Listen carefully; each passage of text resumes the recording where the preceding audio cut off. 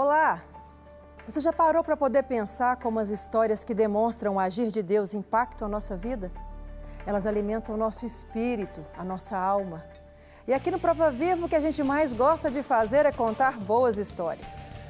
Hoje você vai conhecer uma trajetória do mundo das drogas para o mundo dos esportes.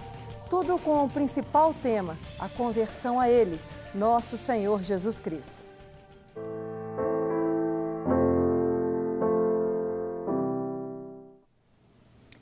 Das drogas ao esporte, um tema resumido, assim em poucas palavras. Mas na vida real, essas palavras são poucas para refletir o dia a dia difícil, de luta, que o vendedor Daniel Alves passou. O que aconteceu durante esse processo? Vamos saber agora. Olá, Daniel, seja bem-vindo ao programa. Ah, tudo bem? Obrigada Obrigado. por trazer a sua história para nós conhecermos e também perceber o quanto você é prova viva do poder de Deus. Amém. Fique à vontade para nos contar e relatar o quão difícil foi essa caminhada, por quanto tempo, né? Mas agora é vitória. Então vamos começar lá do início das dificuldades e como o Senhor se fez real na sua vida e como tudo isso mudou a partir dele. Sim. Eu agradeço a oportunidade, é muito bom falar do que o Senhor Jesus fez na minha vida, né? E minha história começa assim no mundo das drogas, começa aos 16 anos, foi onde eu comecei usando o cigarro, né, e a maconha. Eu costumo dizer que a maconha foi a minha droga assim, de eleição, a predileta, minha droga preferida. No início, como sempre, era só diversão, no início era tranquilo, entre aspas, né, mas depois ela vai se tornando dependência. O uso dela vai se tornando preciso a todos os dias. Ao contrário de muitas pessoas que acham que a maconha não vicia, ela vicia muito. Ela vicia bastante. Eu fui muito dependente da maconha por muitos anos. Esse início já tão cedo, com 16 anos, sim, teve essa questão mesmo de tentar ficar um pouco mais alegre, ativo, por causa de amigos, de jovens? O que você atribui a esse envolvimento seu com as drogas num período tão cedo de vida? Na verdade, a maioria vai por influência, né, dos amigos. No meu caso, foi um pouco ao contrário, foi por curiosidade minha mesmo. Eu sempre tive vontade de experimentar algo diferente e encontrei ali no cigarro, porque o cigarro é uma droga muito destrutiva também, e na maconha, essa forma de conhecer coisas diferentes, tão cedo assim. Você acredita que existe pelo cigarro ser algo permitido, né, no nosso meio, ele incentiva ou ele estimula a desejar buscar outras coisas após o cigarro? Perfeitamente. É uma ponte? Vamos falar assim, é uma ponte? Não que todo mundo que fuma cigarro vai envolver com drogas, não é isso? Sim. Mas estou dizendo assim, da prática do cigarro, de uma sensação de prazer que se busca, né, no cigarro, estaria também buscando numa outra droga? Sim, eu acredito que o cigarro é uma ponte, sim. O cigarro, infelizmente, ele é lícito, né? Ele causa muito mal. E eu conheço várias histórias, inclusive a minha, que começou no cigarro e na sequência eu fui para a maconha, como várias pessoas também foram. Uma curiosidade só. Sim. Como é que uma pessoa com 16 anos consegue manter esse vício? Tanto do cigarro ou da maconha? Sim. Trabalhava, você tinha uma renda? O que você fazia para conseguir, né, se saciar nesses vícios? No começo foi bem de leve, né? No começo, porque a dependência química é uma doença progressiva, né? No início eu não era viciado. Eu fumava cigarro com os amigos, a gente conseguia cigarro aqui, outro ali. O dinheiro, por exemplo, para ir na escola, sobrava, a gente comprava um pouco de maconha, assim. No início era tranquilo conseguir. E depois, eu sempre trabalhei também, eu sempre fui vendedor. Hoje eu sou vendedor, trabalho numa distribuidora, mas antes eu era vendedor autônomo. Eu sempre tive um pouco de dinheiro, assim. E a história com a droga foi levando, como eu disse, é uma doença progressiva, né? E eu virei muito dependente da maconha, ao ponto de 6h30 da manhã eu precisava fumar a maconha para poder começar o dia. Isso te levou a outras drogas depois? Sim. Aí eu entrei na cocaína. E ela também não foi, de repente, assim, muito forte. Ela também foi progressiva. E eu não me tornei dependente da cocaína de um dia para a noite. Foi aos poucos, saindo, assim, e com pouca coisa mesmo. E quando eu me vi, eu estava muito dependente. Aí teve um fato na minha vida que marcou muito, que eu estava dependente e eu tive quase uma overdose da cocaína, sabe? Aí eu tenho um amigo, inclusive, hoje ele é pastor, ele é uma bênção, sabe? Mas aconteceu um episódio que eu fiquei 3 anos, nesse tempo eu fiquei 3 anos sem usar a cocaína, mas usando o cigarro e a maconha. E eu voltei por conta de um amigo que começou a usar e por isso eu voltei. E esse amigo, ele se sentiu muito culpado por isso. Ele se converteu, virou pastor, ele é pastor da igreja da Lagoinha hoje, e ele se sentiu muito culpado e queria muito que ele converteu, foi liberto e eu aprofundei nas drogas. E cheguei ao crack. Cheguei no crack. E isso ele tinha muita culpa e queria muito me ajudar nisso. Aí eu começo a contar um pouco da história, como que foi o crack na minha vida. O crack é uma coisa muito terrível. É uma droga muito forte, que também teve esse degrau. Não, o degrau igual teve da maconha, pouco para muito, da cocaína também e do crack. Teve esse degrau. Você comenta sobre degrau e sobre uma crescente. A pessoa se apercebe disso nesses momentos? Ela percebe que ela está aumentando a dose, que ela está trocando a droga por algo mais intenso? É uma necessidade ou é uma questão mesmo irracional? Não se consegue pensar, apenas se deseja? Antes eu achava que era irracional, mas depois que eu conheci o Senhor Jesus, eu vejo que, além de ser uma dependência física, é espiritual, muito espiritual, né? A gente sabe que tem o inimigo que vem para nos matar, mas Deus vem para nos dar vida e vida em abundância, né? Aí volta na questão do crack, eu te parei para poder te perguntar isso. Você estava falando então da questão do crack, que foi sendo uma crescente também. Sim. E aí você chegou a ter... usava muito do crack por dia? Bastante. Quanto? Eu cheguei foi na crescente e eu trabalhando. Trabalhando na empresa que eu trabalho hoje. E o crack foi um pouco mais rápido, né? Porque é uma droga mais forte. Ela é bem mais forte que a cocaína, então foi muito rápido. Aí, quando eu pedi ajuda, eu estava fumando, em média, 20 pedras de crack por dia. Eu trabalhava, fazia um pouco do serviço, ia na empresa, fechava e começava a usar. Chegou um ponto que eu começava a usar de tarde, porque eu sou vendedor. Eu trabalho visitando os clientes. Então, teve um ponto que 1h da tarde eu já começava a usar, que eu não aguentava esperar mais. Entendi. Foi a época que eu levantei a mão e pedi ajuda. Pedi ajuda que eu não estava aguentando mais. Para quem? Essa ajuda? Para minha família, que estava sofrendo muito. Eles sabiam, acompanhavam e viam onde você estava entrando? Sim. Quando eu cheguei nesse ponto, dessa quantidade, eu usava dentro de casa. Minha mãe permitiu que eu usasse dentro de casa para eu não usar na rua, sabe? Foi muito tenso. Foi um dos momentos mais difíceis da minha vida. Porque eu tentei sair sozinho várias vezes. Eu tentei sair. E aí você pediu ajuda? Sim. Para? Uma das pessoas que me ajudou, falando de pessoas, né? A minha família me deu toda a força. E o Eduardo também, que é o meu amigo, o pastor, ele me ajudou bastante também. Que você falou que se sentiu um pouco culpado em determinado momento da sua vida e que quis te ajudar. Sim. Ele foi liberto e queria te levar para a libertação também, é isso? Exatamente. E aí ele te levou? Sim, ele me ajudou bastante. No dia 27 de janeiro de 2013, Eu estava muito mal mesmo, muito mal.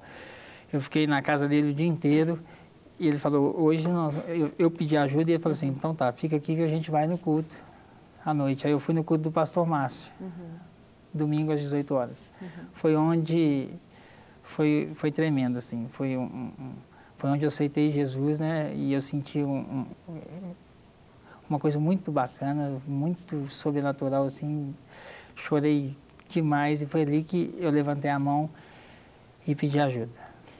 Está me dando a entender que você está vivenciando isso tudo agora de novo. Você está, né, com a emoção de novo ao lembrar desses momentos. Totalmente, sim. É gratificante, muito. Né? Porque foi muito tenso o que eu passei nas drogas. Foi muito tenso. Eu achei que eu ia morrer mesmo. Eu não estava conseguindo mais. Eu tentei de várias formas. E o único caminho para sair quem é dependente de crack é o Senhor Jesus. Amém. Segura essa informação um pouquinho, Daniel. Nós vamos para o intervalo rapidinho, tá? A gente volta com essa conversa com você. Nós vamos para um rápido intervalo. A gente volta já.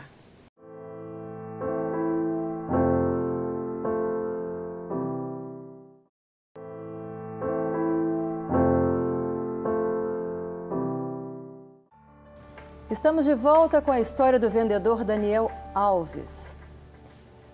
Então, Daniel, uma pessoa que esteve envolvido no mundo das drogas por muitos anos, sim, com vários tipos de drogas, e de repente tem um encontro com o Senhor Jesus, e a emoção ao narrar esse momento é tão impactante para a sua vida que até hoje você se emociona ao lembrar desse momento de resgate, não é isso? Sim. Comente conosco, então, a partir daí, como é que foi o desenrolar da sua vida? Foi tremendo, assim. Foi muito bom. Eu cheguei aí no Impacto Vida e ali eu fui liberto. Eu consegui ficar 3 meses sem usar nada. Porém, eu não vigiei, né? Aí eu tive uma recaída, assim... Não digo uma recaída porque... Eu fui liberto no Impacto Vida, mas eu voltei rapidamente para o mundo das drogas de novo. Foi quando eu pedi uma ajuda maior, assim. Foi quando eu fui internado no CREDEC, Centro de Recuperação para Dependência Química. E ali no CREDEC foi o lugar onde eu tive, assim, um maior relacionamento com o Senhor de toda a minha vida, sabe? Foi ali que eu precisei passar por isso. Foi dolorido, eu fiquei longe da minha família, eu tive crises de abstinência terríveis, a ponto de gritar, de chorar, de querer espancar uma cama, por exemplo. Mas eu fui convicto do que eu queria, eu fui preparado para isso. Então, precisa ter a contrapartida da pessoa. O Senhor quer curar, sim, mas há uma necessidade da pessoa desejar e se esforçar para estar nesse momento de cura, é isso? Muito, tem que ter. A gente tem que estender a mão para ele quer sempre nos ajudar, né? Mas se a gente não quiser, não tem como. Não tem como, assim, ele agir, porque a gente fica fechado. Eu fiquei fechado muito tempo.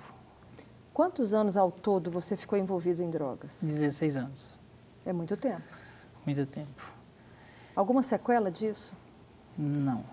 Oh, Jesus maravilhoso. Não, nenhuma. Graças a Deus. E eu tive esses 6 meses no CREDEC, foi tempo tremendo na minha vida, igual eu falei. Lá a gente fez várias coisas, lá tem várias etapas para nos ajudar, sabe? Aí, só uma parte, aí eu terminei o tratamento e fiquei 8 meses, voltei para a empresa que eu trabalho até hoje. Eles sempre me deram força também, sempre me deram força. A ajuda das pessoas é muito importante também nesse processo. Em novembro de 2014, eu tive uma recaída muito forte. Foi onde eu fumei R$5.000 em um mês, praticamente. Como assim? Em um mês eu destruí tudo. Eu fumei minhas férias inteiras, saí de férias. Você pegou toda a sua renda e usou para droga? Sim. Foi muito tenso. Foi muito tenso. Qual a sensação que você tem depois que passa o período do uso da droga? Não sei se é tristeza, se é decepção, eu não quero dizer as palavras porque eu não sei o que é, mas para você, de ter vivido um tanto tempo sem ter usado e de repente recai? A minha conversa com o Senhor era só para não deixar eu morrer, porque eu queria me recuperar novamente. E nesse tempo que eu fiquei esses dias, é muita tristeza, muita tristeza. Eu cheguei a usar 30 pedras de crack na minha recaída em um dia, de 9h30 da manhã às 11 da noite. Ô Daniel, você é prova viva de Deus mais, meu filho, sabe por quê? Nós, sabendo da interferência que o crack tem até no cérebro da pessoa, sim, isso tudo num único dia, e você não ter sequelas. Verdade. O Senhor é maravilhoso. Eu sou eternamente grato. Mas aí você clamou de novo pelo Senhor e pediu a Ele novamente que você não morresse, que desse uma chance de recuperar novamente. E novamente Ele me colocou no mesmo lugar que eu estava, com um custo 0,800. Quem pagou minha internação foi o governo. E fica só um parênteses assim, que é muito importante isso. Eu sou prova viva de que o chiamento do programa de recuperação é muito importante. Hoje já não tem isso.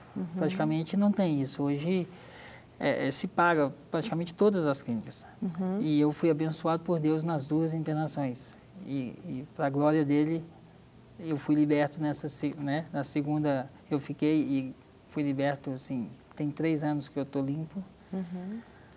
E a segunda também, a segunda internação teve partes também sensacionais.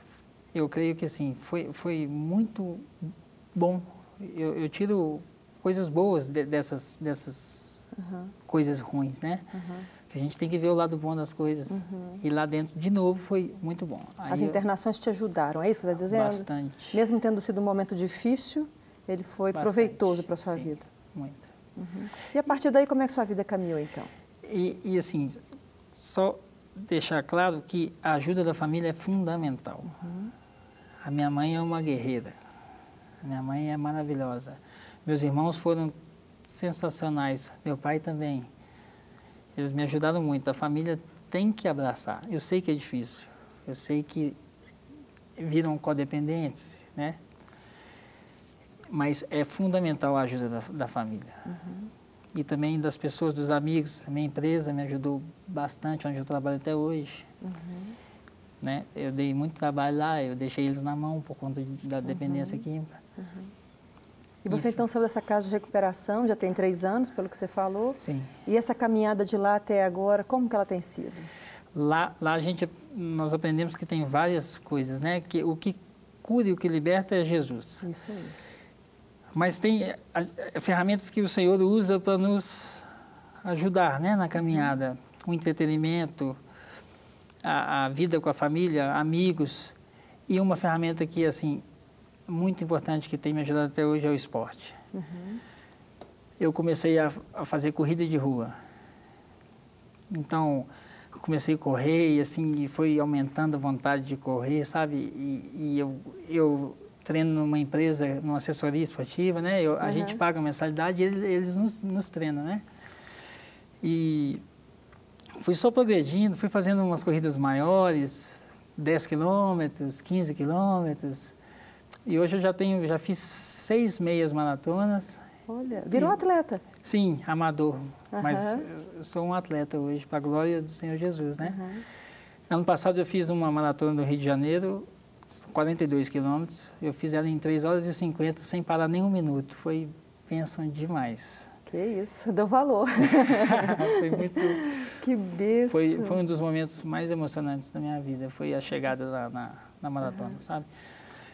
E é legal ver assim, o pessoal estava todo mundo torcendo, todos torcendo por todos, da equipe, né? Mas assim, a chegada mais esperada era a minha, porque eles conhecem a minha história, né, o pessoal. Então, quando eu cheguei, foi muito bacana. Vibraram essa parte, mais, né? Foi muito bacana. E dia 3 de junho eu estou indo para lá de novo. Vou fazer de novo uma maratona. Isso te ajudou a manter firme até para não cair novamente? Sim, a atividade física é muito importante no processo de recuperação, né? Porque o dependente químico, ele se trata todos os dias. É uma luta diária, né? A Organização Mundial da Saúde diz que é uma doença incurável. A gente crê que o Senhor Jesus cura. Mas a gente tem que fazer as coisas que Ele nos deixou para fazer, né? Se eu largar da palavra de Deus, por exemplo, certamente eu vou voltar, porque é Ele que me sustenta. Você se considera um vencedor?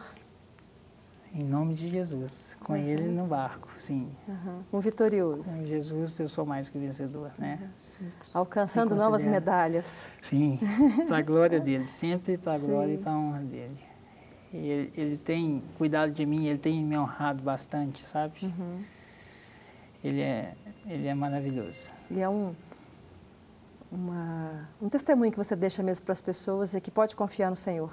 Sim. Que mesmo que pareça impossível, 16 anos envolvido com drogas, o Senhor pode entrar e resgatar e transformar toda a história de alguém de poderia dizer, derrotado nas drogas para um vitorioso no pódio. Sim, ele pode fazer todas as coisas, igual eu disse, ele tem me honrado, nos últimos dias ele colocou uma pessoa muito especial na minha vida, que a gente crê assim, muito que foi ele que nos colocou junto e isso é uma só das coisas que ele tem me honrado. Amém. E é ele mesmo que liberta, ele que cura e ele que salva.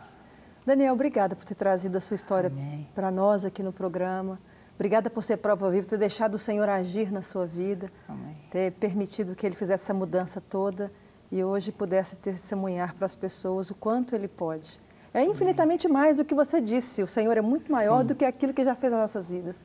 Mas você não deixa de ser prova viva do que Ele fez. Muito obrigada. Glória a Deus, eu que agradeço a oportunidade. E o Senhor é maravilhoso. Amém. Deus te abençoe ricamente, viu? Amém. Muito obrigada.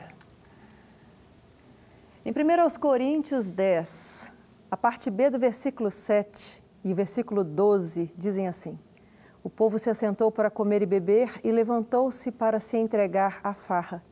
Assim, aquele que julga está firme, cuide-se para que não caia. Você já parou para poder pensar que os vícios e as atitudes desregradas não começam tão devastadoras como se tornam com o passar do tempo e com a permissão que nós damos a elas no cotidiano? É claro, você vai dizer, ninguém se torna um dependente químico em seu grau máximo de um dia para o outro. É preciso a repetição da atitude e um aniquilamento das defesas do nosso organismo.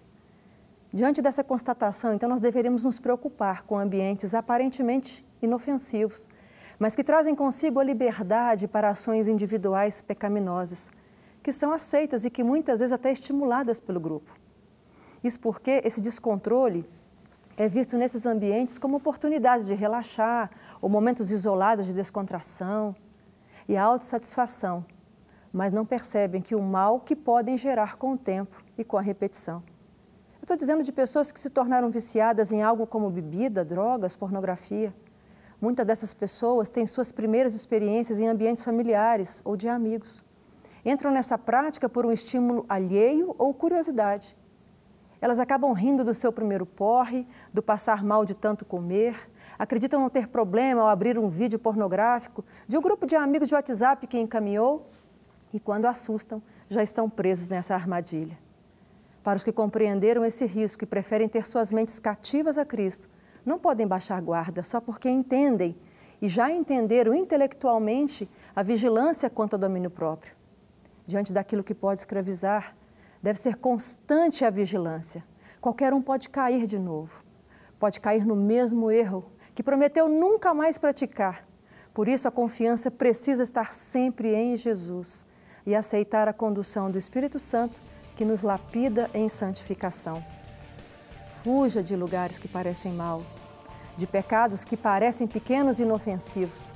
A prática deles leva à iniquidade. A vigilância contra eles te leva à liberdade. Que Deus te abençoe.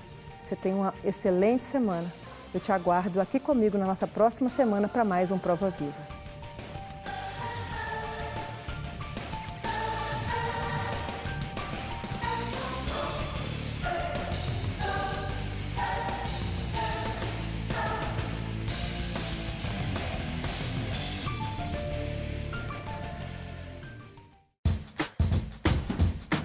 Não quer ficar um segundo por fora da nossa programação? Agora você pode nos acompanhar através das plataformas digitais. Queridos amigos e amigas, preciosos irmãos e irmãs, não perca tempo. Acesse, curta e siga-nos. Fique por dentro de tudo o que acontece aqui. Rede Super, inspirando você.